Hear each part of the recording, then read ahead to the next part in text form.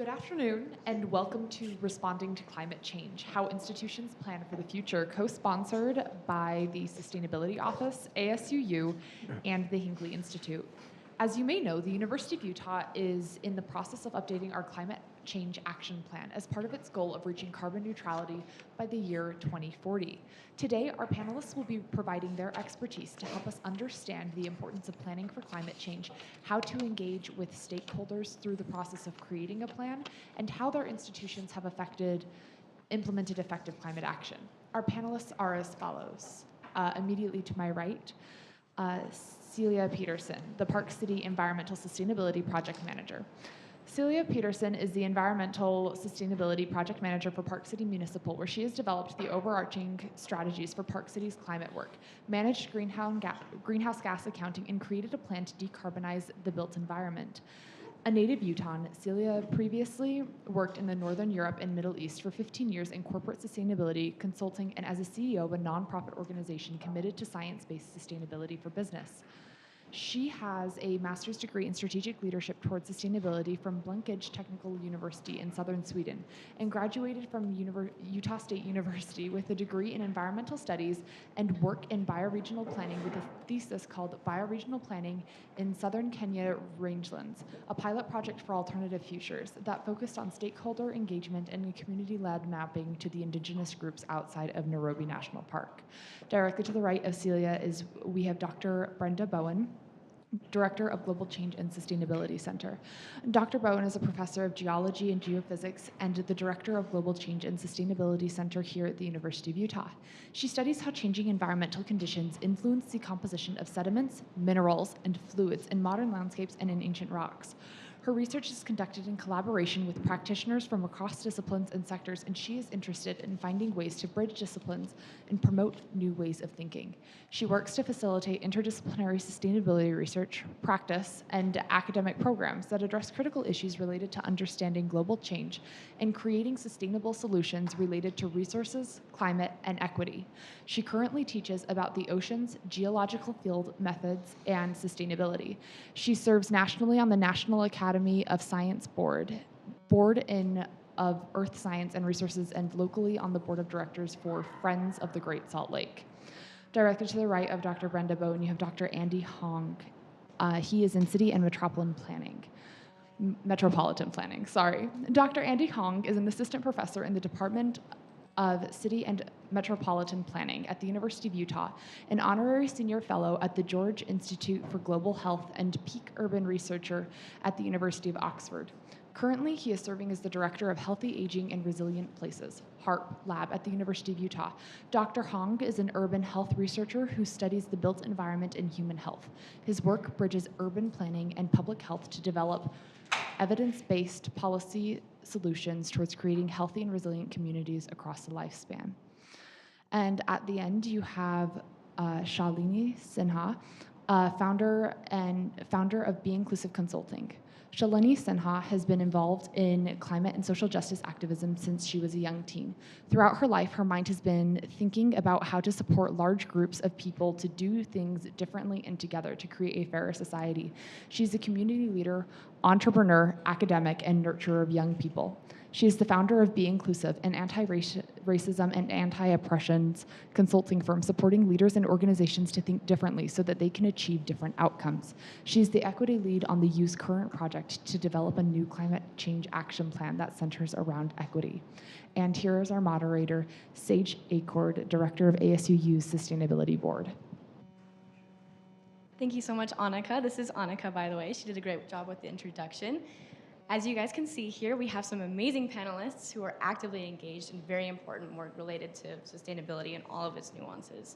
We want us to begin by first doing a background.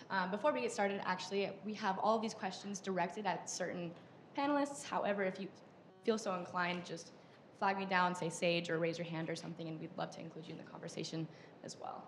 So, like I said, we'd like to begin with a background, get ourselves kind of situated and in some good context. So this is oriented towards Dr. Hong and Brenda, so Andy and Brenda. Our first question is, can you provide some background on urban and ecological consequences of climate change? Why do we need to act, especially here in Utah? I will give it to Brenda first. Okay. Great. Thank you. Thank you for that question. I think those of us who were here last summer and experienced the smoky skies, or if you've been out to the Great Salt Lake and noticed the historical low levels of water and shoreline that's exposed, and the changing landscape around us, we can see that we are experiencing already the consequences of climate change locally. Issues will continue to impact Salt Lake and the surrounding landscapes of extreme heat, impacts of wildfire, the exacerbations of air quality issues, severe storms, changes in our snowpack and hydrology, loss of biodiversity. These things are happening. And so there are many cascading ecological consequences of all of these changes. So the second part of the question of why we need to act, we know that these changes are happening that will have far-reaching impacts on our places that we live and the ecosystems around us, but we also know that the burdens of these issues are not equally borne by all of our communities, right? And so knowing that climate change is a threat multiplier that does exacerbate inequalities in our society, we know that that's something to think about as we're doing this work. So, there's things to think about in terms of the changes to our ecosystems, but when we're thinking about sustainability, the ecosystem is just one part of it, right? We're also thinking about justice and equity and how do we, provide for future generations in a way that makes sense. So it's ultimately about people. So because it's about people, we're thinking a lot about justice and how do we prepare for some of these changes in a way that makes sure our community as resilient as it can be and accounting for some of these inequalities that are already a part of our landscape and our society. So that's my ecological context. How about some urban context from Dr. Hong? Well, yeah, thank you so much. She talked about the ecological consequences, which includes urban areas. But as you know, more than half of the world's population now lives in cities. So urban areas with complex infrastructure, like transportation infrastructure, housing, all sorts of built environment, there's a significant impact on our own daily lives. And for example, extreme weather patterns, hurricanes and a lot of the urban heat islands effects, it makes it extremely difficult for urban planners to make accurate predictions and plan for the future.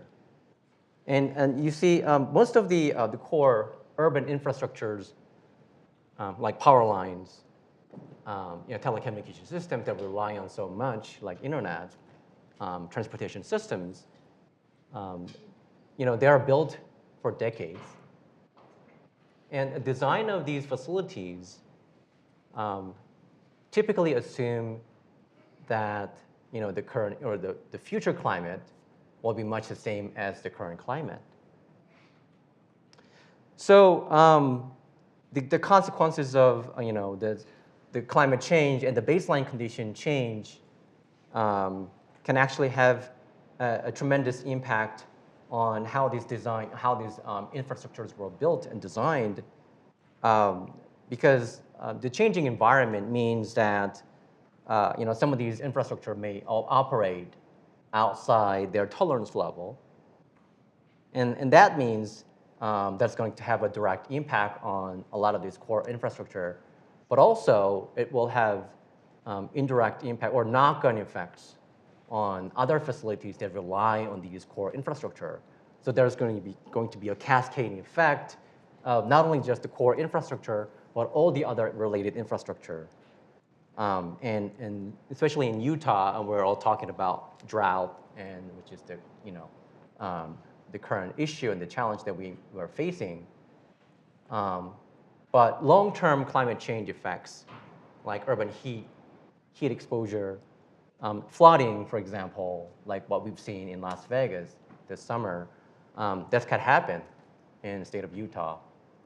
And just like these urban infrastructure that are not really designed for the long-term future, let alone a change in the baseline condition, these urban infrastructure are vulnerable to climate risks. So we need to be doing a lot of retrofitting and thinking about all these unexpected events that are forthcoming, and we don't know when it's going to happen. Thank you, Andy. So for some background on this next question, I have had the pleasure of working with Shalini and Brenda on the U's new climate change action plan. So Shalini, why is equity so important in the U's process of making this document? I absolutely love this question. And as I'm looking out at you in the audience here, I'm seeing some people and thinking about people who are here who I can't see, who have identities located in communities who've been historically marginalized, right? And in general, it's so important to be thinking of these communities, because if we're not thinking of these communities, we're really not creating actions and policies that work for society and for everybody, right? But when it comes to climate in particular, there's such an interesting and kind of, to me, almost beautiful relationship between racism, colonization, and climate change. If I think about the actions and values that drive those actions of a society that has brought us to this point of climate change so that we're suffering these events, it's really driven by a set of actions that we don't consciously notice and think about how much it came from colonial points of view, of extraction, of dominating an area, of acting in disconnection between what's happening all around us and our communities around us and what we're doing. And so this piece about figuring out anti-racism and equity pieces, figuring out this piece is so integral to creating actions that are different to what we've been doing before. So with the U's Climate Change Action Plan, truly it's a beautiful thing that's come out of both the goals and the vision of the people who've been working on climate change work at the university for 10 years, but also speaking to students in the community in resiliency work in 2021, and coming out with this strong voice to say we really want to center equity in this. And so then it leads us to the questions of, well, how do we actually do this? So I am thrilled to be part of this project. I get to help imagine, kind of bring the approach, imagine the design, and then be there every step of the way as we do it. And I don't know if you wanted me to get into a little bit of that now or leave that for later. Yeah, it'd leave you hanging. How do we do this? Answer my question. Thank you, Shalini. Thanks. So we wanted to move on to Celia. This next one's for you. I wanted to provide some background for this question as well. The Utah Climate Action Network site states that Park City has North America's most ambitious climate goals, aiming for community-wide carbon neutrality and 100% renewable energy by 2030. So being part of a city that's leading in sustainability, can you share any success stories where you saw institutional goals on paper turn into real tangible results? Sure. So that goal was set in 2016, and we're no longer alone in that ambitious goal. So there's several other mountain towns that have joined us in the pursuit of net zero carbon by 2030 and running on 100% renewable electricity. That's where we feel where our real influence is. Park City is a small town at the end of the day. There's only 8,500 people that live there year round. Of course, we have influxes of tourists during the winter and more so now in the summer and what used to be mud season. We are packed all the time. It's really a lot of tourists and second homeowners that populate Park City most of the time.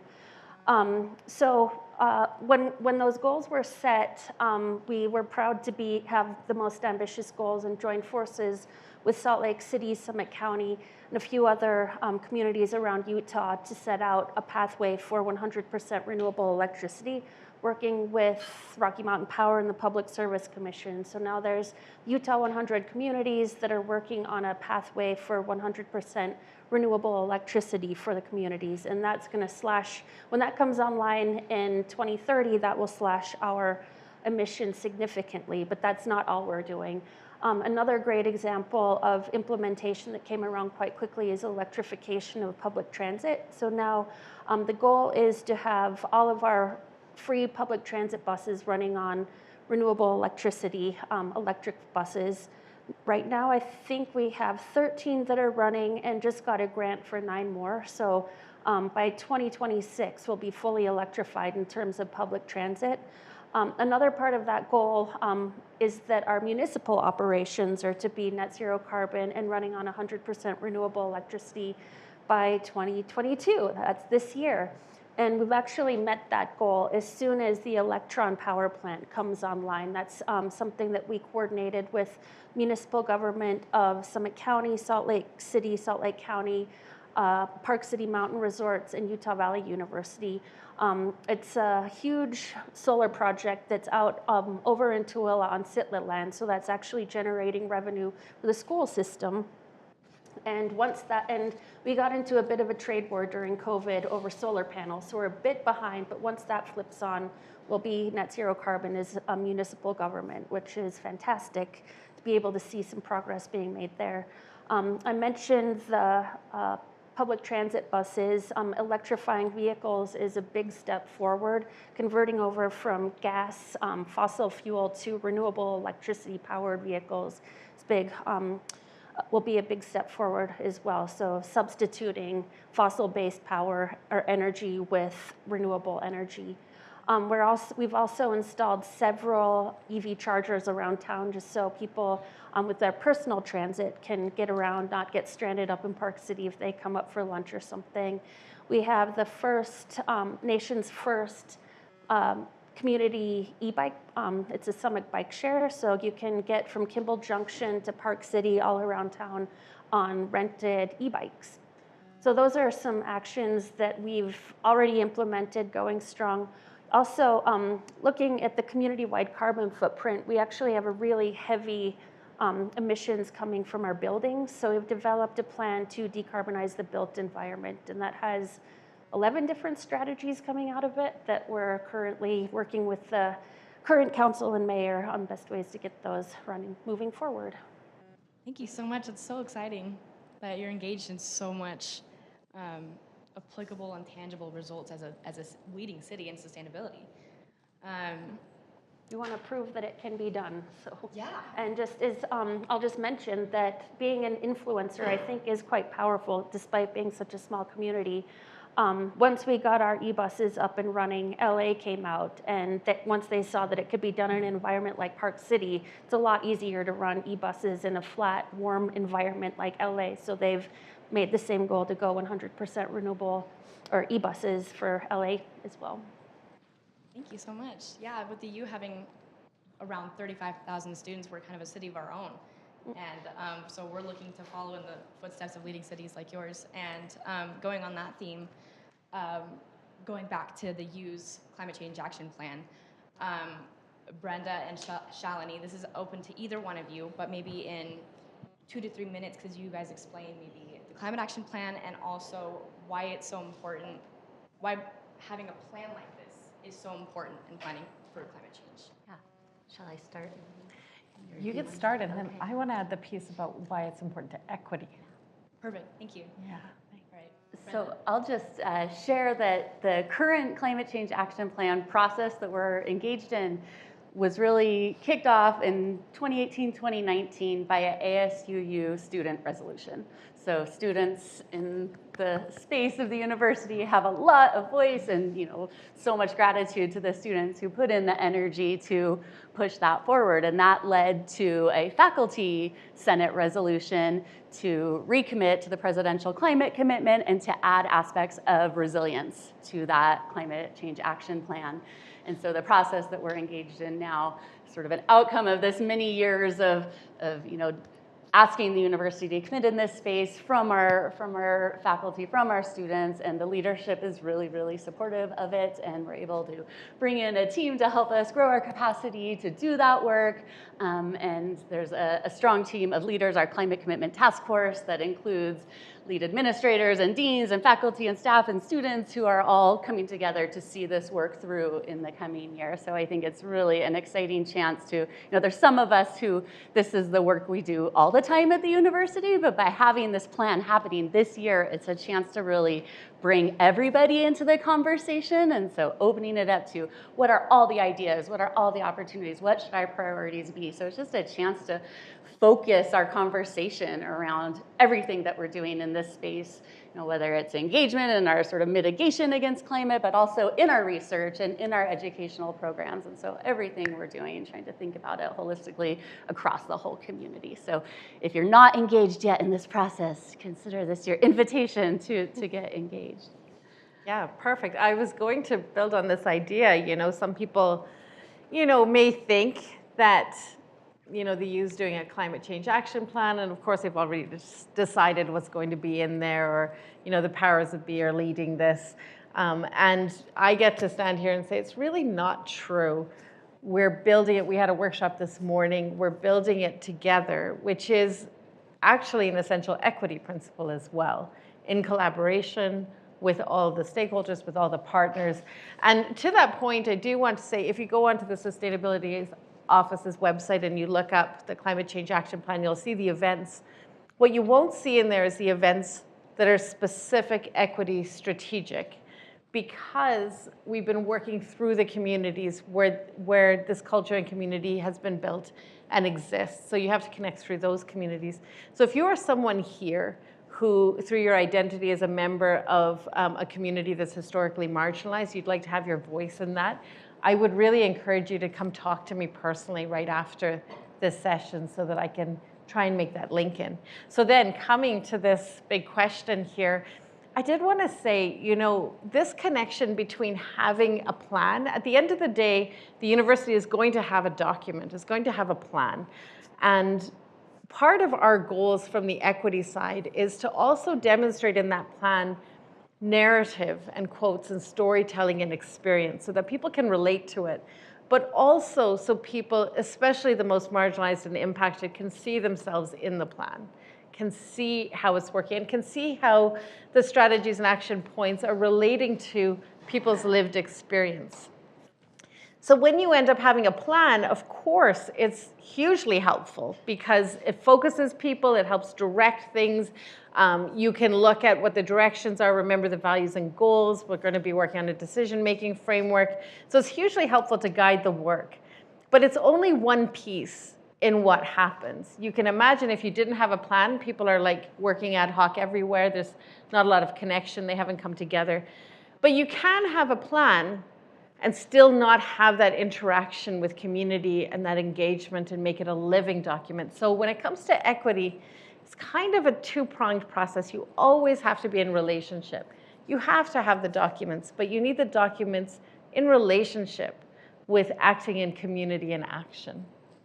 Thank you. I love that you brought up community engagement as well, because that's our segue into our next section.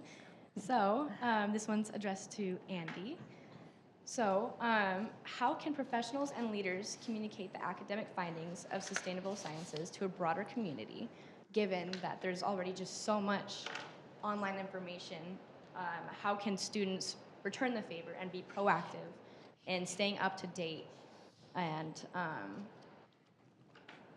stay informed on potential environmental impacts to their health? So I'll come over here so we can make eye contact. Yeah.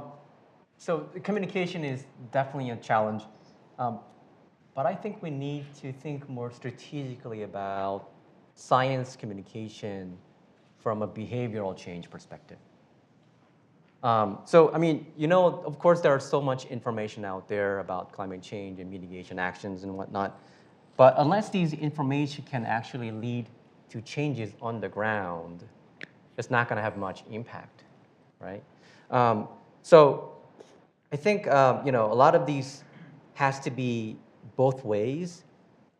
So scientists need to think beyond science, citizens need to think beyond their citizens' boundary. Students need to think beyond their just education and the student's mindset.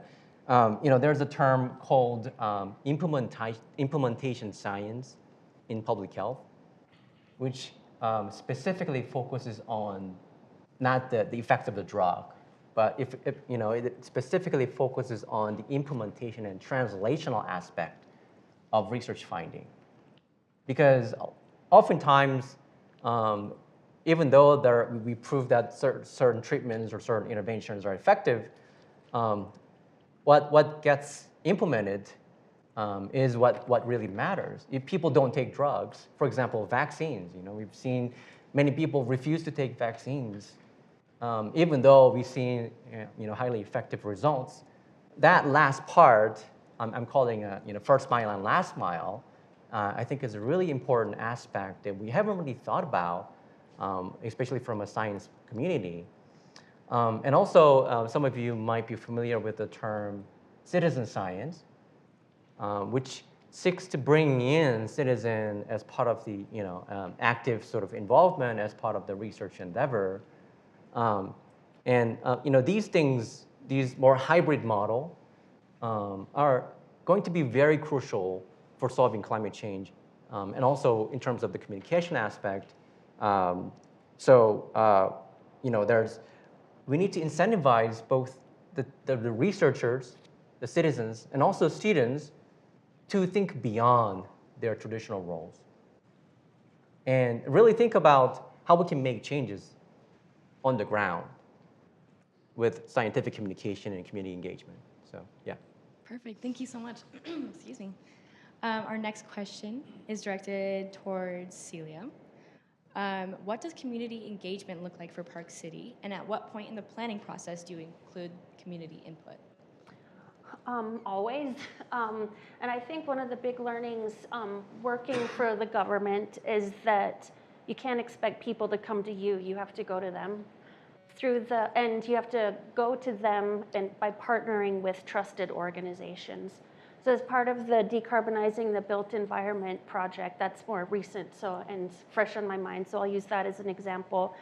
We brought together as many stakeholders as we possibly could to help advise us on what they think on how to decarbonize the built environment, from the builders and contractors to developers and architects, but then also some underrepresented groups. So we partnered with Holy Cross Ministries to have listening sessions with our Spanish speakers, because a lot of times they just don't have time to get to meetings to voice their opinions. So we went to them and offered them gift cards to, I think it was Walmart, so to make it worth their time. And then also had some anonymous surveys, both in English and Spanish, just to understand what the pain points of people in their homes look like, as far as comfort, and then what the weatherization and upgrade needs are. So I think really being able to make a concerted effort to go to people, meet them where they're most comfortable instead of having them come to City Hall is really important. Thank you so much. Okay, so this next question is for Brenda. When looking at ecological management, like for Red Butte, how in direct competition or even the river itself, which does not typically,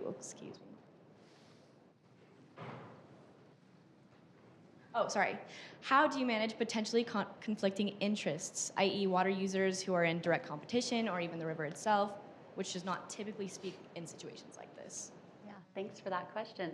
So a little context background for that. Maybe some of you know, but there's a creek that comes through campus, Red Butte Creek, and its watershed is in the mountains adjacent to campus, and upstream from here, it is a fairly pristine watershed. It hasn't been mined or grazed like the other creeks have been. And the first thing it encounters when it comes to the city is the University of Utah.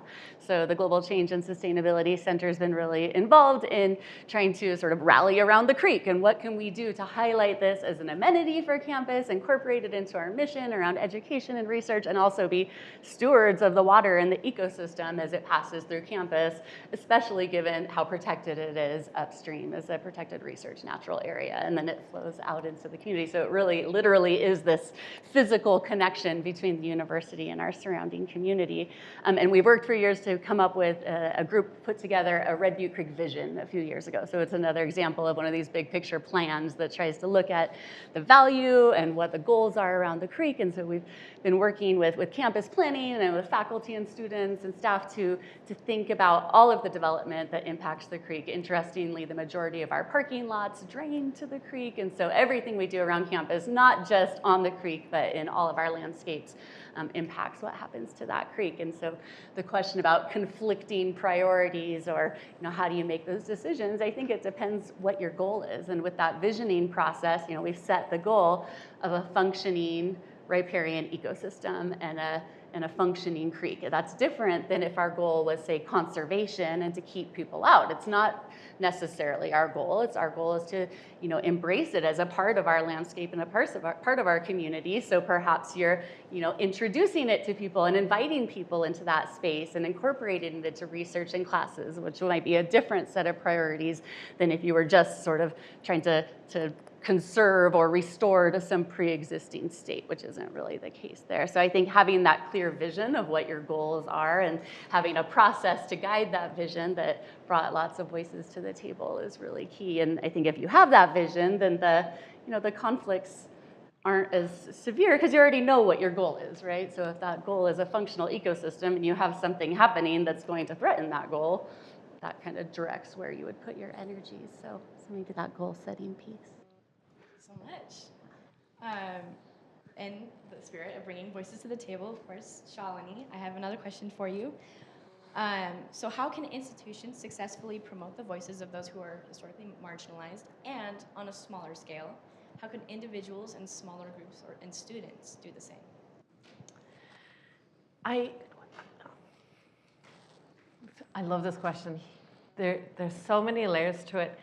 And I feel like the place I want to go to and start is the importance in understanding the difference between adding voices and making a different qualitative experience for everybody when they're coming to speak about what they're experiencing.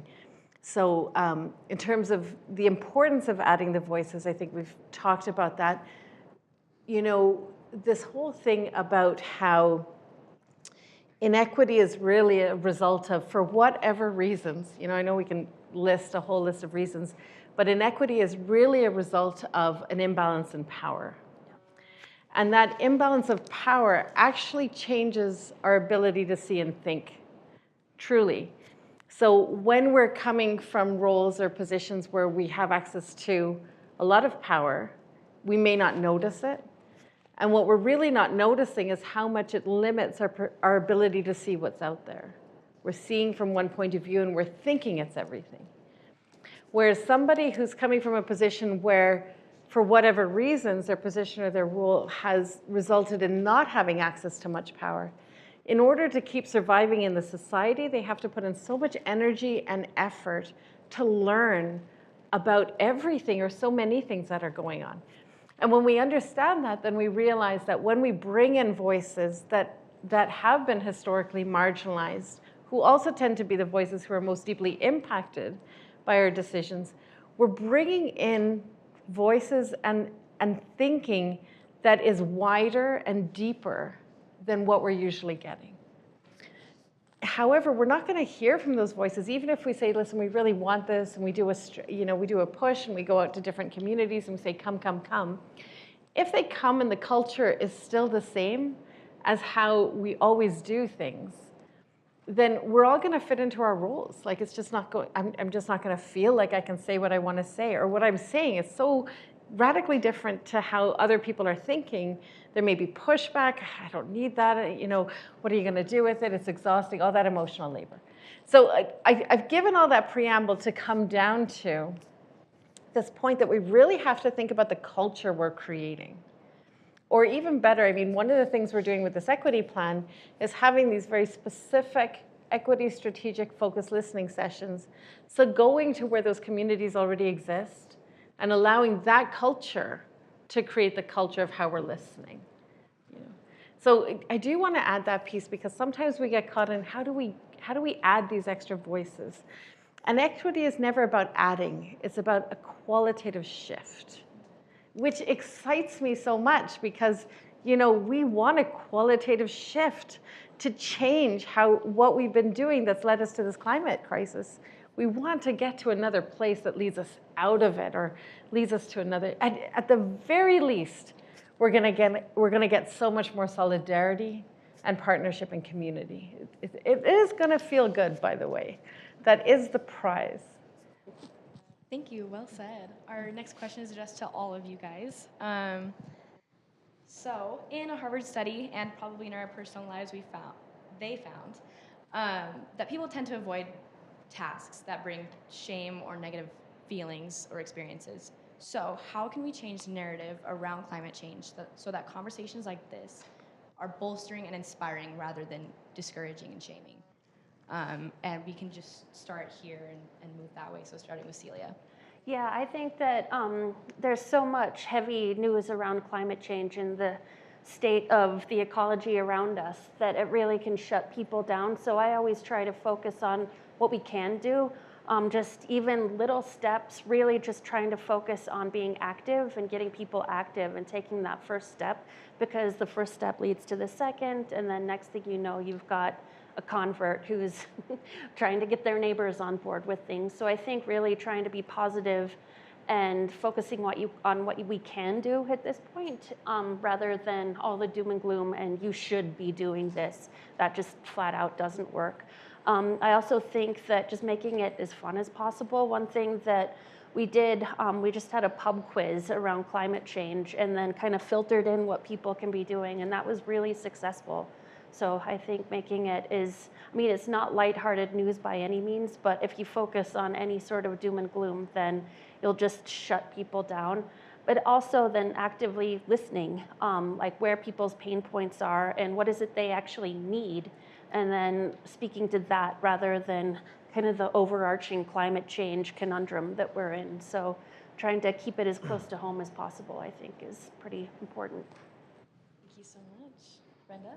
Yeah, I think recognizing the collective action that's needed to really change the baseline, right? There's not a couple quick fixes and then we're like on to business as usual. We're talking about a fundamental shift in the way we do everything, right? And so from this academic community perspective, I think making sure it's not just those, say, in climate science or climate policy or environmental studies involved, but no matter what you're studying, the success of future folks will depend on them working within this changed climate and working towards resiliency. So whether you're in, business or the arts or languages or social work or health, right? All of these things need to be thinking about what does this mean in a future climate with different stresses, with these exacerbated inequalities, and with a new baseline. There's this great Albert Einstein quote I wrote down that the world as we have created it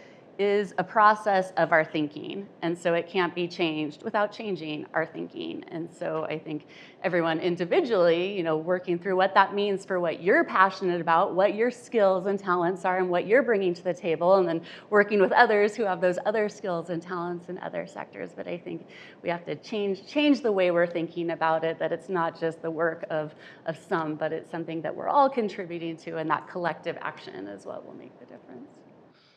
Thank you. Andy? Yeah, so I've been thinking about this for a long time, and for me as a researcher sitting in sort of the academia, I feel like there's a bubble. So there's so much information out there, so much research that's been done on climate change and sustainability, but it's not really leading to actual changes on the ground. Because some things needs to click, right?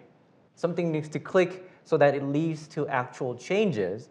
And that's a real hard thing to do, because there needs to be a very delicate alignment between what we ought to do versus what we're doing on a daily basis. So what we call the public interest and the self-interest or private interest how can we align those together? So for example, I've been in some of the European countries. They make it so easier for people not to drive. I mean, taking transit is not a choice. It's not a hard choice. It's a daily business. Riding a bicycle, for example, in Amsterdam, it's so easy. It's probably easier than driving a car. So we need to be thinking about those, sustainability actions, sustainability behaviors ingrained in our systems, policies, and incentive structure, so that people feel and act as if it's natural, rather than making it seem like it's hard. So I think there needs to be a lot of alignment, and at the end of the day, we all come to our own comfort zone, and we're doing everything based on our self-interest and personal interest. But how can we actually align that with the public goals and vision? I think that vision setting and goal setting is really important, because we can pull together all these efforts into a very effective solution or the directions, so that everyone is on the same page. But I mean, easier said than being done. It takes years of effort to align these goals together, but having this plan in place and visioning process, having everyone involved, and making these sustainability choices easier choices, I think that's the first thing need to happen. Thank you so much. We have about 3 minutes until we'll be opening it up for questions, but Shalini, you'll be our finishing touch. Great, thank you so much. Honestly, this is my favorite topic, right? How do we face something that feels overwhelming, painful, even traumatizing? And how do we continue through this? And I loved all the responses that were given. I really wanted to even summarize. These are such beautiful responses. I mean, Celia, you mentioned 3, and I've lost the third one now, but you were talking about like focusing on what you can do instead of how big and overwhelming it is. Having fun is one of my most favorite principles. And I know there was one more in there, and I apologize that I missed it, or I had remembered it, but and Brenda, you were talking about collective action, and Andy, you were talking about how do we get that to translate to actual behavioral change and make it natural and normal. So I want to talk about the emotional experience of these things, because we can focus on I actually think climate change is a trauma, and we've experienced it at 2 levels. We've experienced it in the behaviors we've been sold to participate in that are so overwhelmingly around us that actually disconnect us from our humanity. It has not made us happier to consume at the level. When I was growing up, so my family is connected to, my people are from India, North India. I was born and spent half my life in Canada, and I spent half my life in Ireland. So I will tell you definitively, when we would go home to India, and some of my family is extremely poor, grew up extremely poor, we were the only ones a way out of the situation. I noticed that my family members were not less happy, even though they were in intense poverty, and that actually the Canadians I lived around seemed to live in a malaise, even though they had so much. So I'm just saying it has been a trauma to our humanity to be sold this type of culture, to be sent down this level of agenda and principles to come to this point. And it's a trauma to our humanity to watch the climate change as it is and to have to suffer it. So given that, I think it's really important that we focus on the fact that finding our way through this is actually healing and connecting. It can only bring us joy. Finding our way through racism, into anti-racism, through homophobia, transphobia, into acceptance of everybody, finding our way through ableism, through poverty, through homelessness, through all these pieces can only bring us joy, because it is bringing us back to genuinely our humanity, and it's bringing us back in community. So I do think it's important, and I think it's been lovely. In the equity listening sessions, this mental health piece has actually arisen in a way it didn't arise yet in the other pieces. So it's been so important. I think it's important that we compartmentalize the emotional trauma, and we take actions and steps to heal that. because that is not the entire story. The big picture story is of humanity coming together and humanity living in community again and humanity becoming connected again and what we can do together. So I genuinely think it's a story, a positive story of joy. If you can notice, remember that that is actually what we're doing here. Thank you. You guys, that last question was super powerful for me personally. We'd like to open it up to questions for everybody now. I'll let Annika handle the microphone. We have a hand over there. We have two.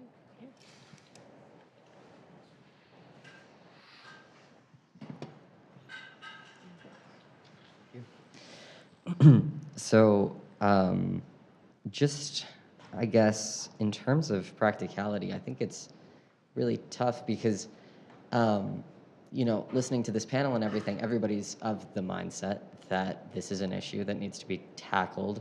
And I think it's a very like nice environment and it's very inspiring, but it is very tough once you get into everyday life and you're talking to family members and stuff like that who just don't believe that this is an issue or something that needs to be addressed. So what do you guys suggest in terms of promoting these ideas, in terms of trying to convince people, you know, stuff like that? I do have thoughts on this. It's such a beautiful question, and I think my thoughts on this have to do with, you know, really, What do you guys in terms of suggest? is really making some focus on building community. Promoting these ideas. And so connect with the people who are here. Connect into the student groups or activities that are happening. So find those places where you can find community and build community. In my work, with all the work I do, and these people have experienced it, you know, I come to very professional things and I say, we're going to put that aside for a second. We're building friendships. We're going to get to know each other. Because it's this human connections, friendships, and community building that has nurtured and resourced every social change movement in humanity. So without it, we can't really do it. And the piece about having to convince our family members and, you know, other people out there, I personally have come to my point in life where I would say, don't make that 100% of your energy. If you look at change management, focus on the people who are here first. Build up this group. Build that community. If this group can each bring in one more person, we've doubled the group. Go that way instead of how do we change all those folks out there, even when it's our own family members. And in the queer movement, we all know that sometimes you have to build chosen family. So families are complicated. In addition to that, I think a lot of this can be driven by politics. I mean, people get offended by, you know, someone saying climate change and all that. So I think we need to be very careful and be smart about the vocabulary that we're using. And one of the renowned climate scientists, he came to the institution that I was working, and what he told me was striking. So when he actually approached to a conservative group and gave a talk to hundreds of people there, he never said a word climate change in that talk, and everyone clicked. You don't really need to bring all these the climate change jargons to be able to convince people that this is a problem. It's a big problem that we're facing. We just need to focus on that problem and be very careful and smart about what kind of vocabulary, what kind of politics, what kind of, you know, strategies that we're using. So we have to be very you know, practical about how we approach things. And I think that example of not using any climate change in a talk, I think that can be a striking example.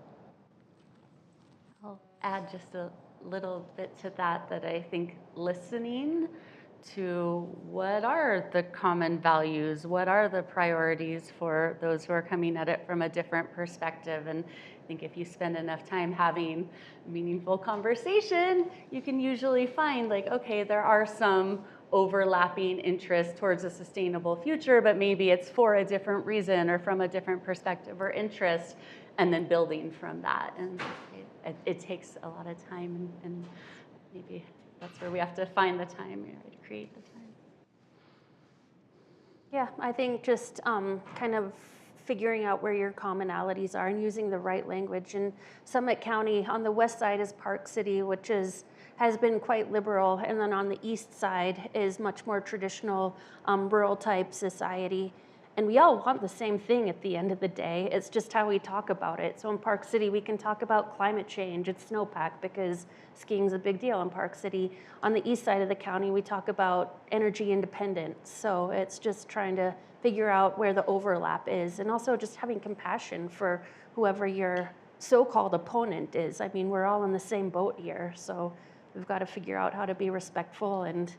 But on the other hand, if there's just some people that can't handle it and just are going to dig their heels in and want to be combative about it, just don't waste your time. Find your allies. They'll come along when everybody else is doing it. So. What are your thoughts on the proposed UDOT gondola going up Little Cottonwood Canyon? We're having gondola discussions in Park City as well. And my personal view on it is that a bus would work just as well, but people just have a resistance to buses. So I think having kind of something that is quite niche for the ski community is going to get them out of their car. So whatever works. But it seems like a lot of infrastructure for something that there already exists infrastructure for. I think that we should be working on getting people into buses, but I'm not a transportation expert, so. Yeah, I can't comment on it. It's kind of exciting outside.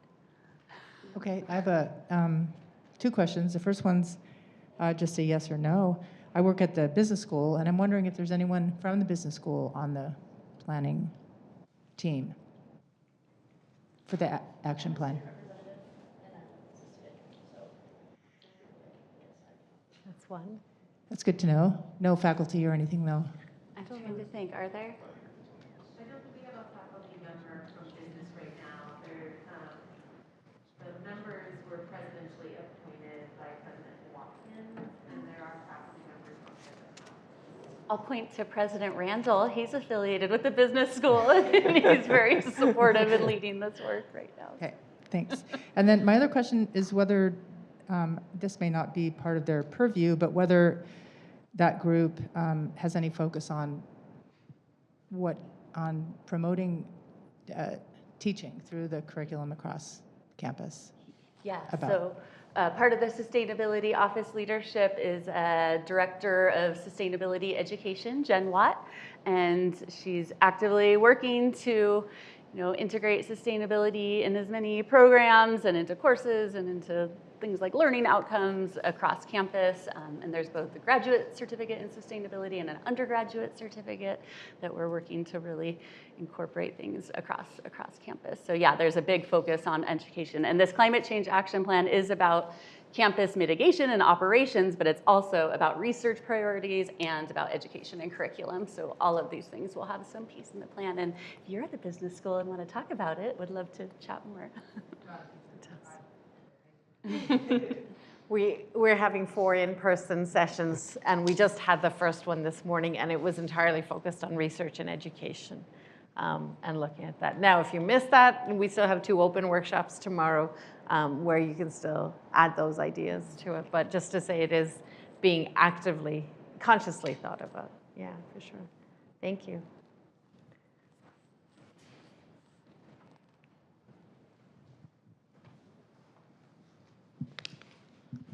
This question to anybody who wants to answer. How would you guys address the moral dilemma that arises when people are forced or incentivized to sacrifice present comfort for the sake of climate change, both from a privileged position that people just don't want to, and from a not so privileged position, people are burning trash because they can't afford coal, for heat, and they don't have electricity. I can take the first shot at it because this is something that's really prevalent in Park City. There's a lot of incredible wealth there, and if you try to use a stick in terms of like increased water rate bills, there's so much money to go around. So that's where policy comes in, and using this stick and just making it so it's illegal and fines. In Utah, we're a bit strained on what we're allowed to do, being a non-home rule state, but that's what my belief is. But then also the carrot approach is what we always like to lead with, is just trying to get people to do, like, offer incentives, but really focusing on the people that need the benefits the most. So when it comes to building upgrades, we focus on affordable housing and making sure that the comfort levels and windows and doors and all the cracks are filled up. So really focusing on kind of the people that need the benefits the most, and then if we don't get far enough with that, then bring in the stick.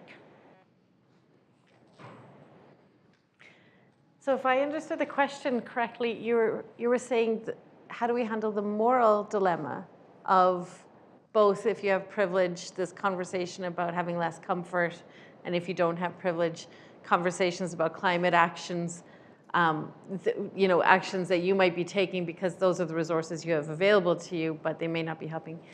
I'm interested in how it was framed as a moral dilemma, because I've never thought about it that way. So maybe I'm late and slow to the party here, or maybe it's cultural in terms of how people are thinking about it. But I do think the whole conversation on comfort is really interesting and important, because it has been there's been so much effort into telling us that comfort is so important at one level. Then you get these high level, like, leaders, inspiration coach people who keep telling you, get out of your comfort zone, but that seems to be in a controlled way or emotion, this whole thing about comfort. And as far as I can tell, people have not been more satisfied or happy or even sometimes healthier with this huge pursuit of comfort. Now, how do you have this conversation? I mean, I think we have to have it in so many levels, right? Here we're at a university. We need to have it at the philosophical level. We need to have it at research levels, at institutional levels. We need to have it in public media. But I would just love to see more conversations about whether comfort as a value has really achieved what we've been told it would achieve. Anyway, I think I'm on a tangent, but I just think, this piece I was saying earlier about the separation from our humanity and these actions, I do think, going back to what Brenda was saying earlier, if we keep listening to people and really hearing what they're saying and what's important to them, we can not only find that middle ground, but we can actually also find what the needs are genuinely and find new ways to meet them. Because I think if we're talking about the question of comfort, I doubt the needs that people think are being met are actually being met. So I'll just say that. And on the other side of poverty, definitely just keep listening. People know what to do and to say. If they were given resources, they wouldn't want to be choosing these actions. So I think there's a question here. So that is all the questions we have time for. And so I wanted to greatly thank all of our panelists for their time and expertise. And I want to thank the Hinckley Institute for allowing us to host this conversation here. As a final note, we would greatly encourage all of you to get involved in the creation of the U of U's Climate Action Plan. You can sign up for the facilitated roundtables. And that does include the 2 options tomorrow. Just scan the QR code on the screens in the back of the room, and we'd love to see you there. We'd love to have that talk. These are virtual and in-person sessions to increase some accessibility, and we would like to hear from you, because what you say will directly inform kind of the platform that the Climate Action Plan is based on. So have a great day. Stay dry.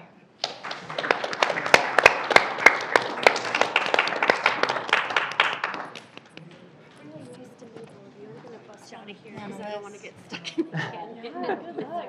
Please drive safely. Yeah. So I was super excited. I just kind of came to this voluntarily. Last semester,